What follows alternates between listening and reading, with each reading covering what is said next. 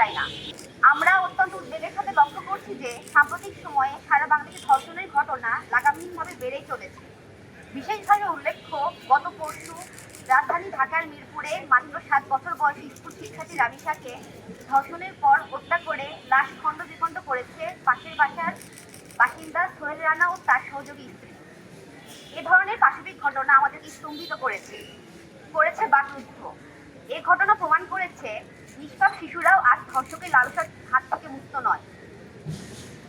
আমরা ক্ষোভের সাথে জানাতে চাই যে রামিসার উপরে হওয়া এই ন্যাক্কারজনক ঘটনাটি বিচ্ছিন্ন কোনো ঘটনা নয়, বরং এটি ধর্ষকদের দেশ জুড়ে চলতে থাকা বর্বরতার সাম্প্রতিকতম। শুধুমাত্র মে মাসেই ধর্ষকের হাতে প্রাণ হারিয়েছে সিলেটের 4 বছরের শিশু ফাহিমা, ঠাকুরগাঁয়ের 4 বছরের লামিয়া, মুন্সিগঞ্জের 10 বছরের আরেকটি শিশু। ইতোপূর্বে মার্চ মাসে সীতাকুণ্ডে ধর্ষণের পর বিচ্ছিন্ন শ্বাসনালী চেপে ধরে রক্ত ভেজা শিশুর বাঁচার আকুতি আমরা দেখেছি নেত্রকোনায় 11 বছরের মাদ্রাসা ছাত্রীর ধর্ষণের পর অন্তঃসত্ত্বা হয়ে পড়ার মতো ঘটনাও। রামিসার ঘটনায় অভিযুক্ত সোহেল পুলিশের কাছে ইতিমধ্যে দায় স্বীকার করে জবানবন্দি দিয়েছে। লামিয়া এবং ফাহিমার ধর্ষকও স্বীকারোক্তি প্রদান করেছে।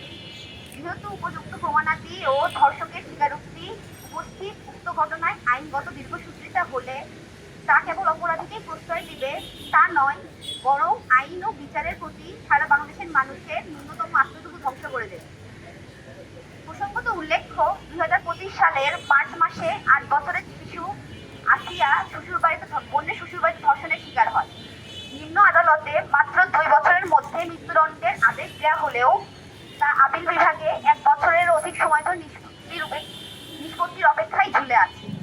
সরকার ও বিচার বিভাগের কাছে আমরা শুধু বুয়েটের শিক্ষার্থী হিসেবে নয়, দেশের সাধারণ নাগরিক হিসেবে দাবি জানাচ্ছি, স্বীকারোক্তি দেয়া ধর্ষকদের দ্রুততম সময়ে বিচার নিশ্চিত করে ফাঁসির কাস্তে ঝুলাতে হবে। নিষ্পাপ শিশুদের কবরে রেখে ঘাতকেরাই বাংলাদেশে বেঁচে আছে। তাদের বিষাক্ত নিঃশ্বাস আমরা এক মুহূর্ত সহ্য করতে চাই না। আমরা আর কোনো রামিসার মরদেহ বাংলাদেশে দেখতে চাই না। আমরা এমন একটি বিচার ব্যবস্থা প্রত্যাশা করি যেখানে এরূপ ঘটনার চিন্তা করলে অপরাধী ভীত সন্তুষ্ট হয়। ধর্ষণের মামলার দ্রুত নিষ্পত্তির জন্য বিচার বিভাগীয় ট্রাইব্যুনাল গঠন করতে হবে এবং ধর্ষণের মামলাকে যেন বিচার ব্যবস্থার প্রতিটি পর্যায়ে অগ্রাধিকার দেওয়া হয় তা নিশ্চিত করতে হবে। ইউএফটি ফার্স্টের সাথে ট্রেড করুন যে কোনো জায়গা থেকে। ক্যাম্পাসে ক্লাসের ফাঁকে, ঢাকার জ্যামে বসে কিংবা ঘরে বসে, ট্রেডিং এখন হাতের মুঠোয়।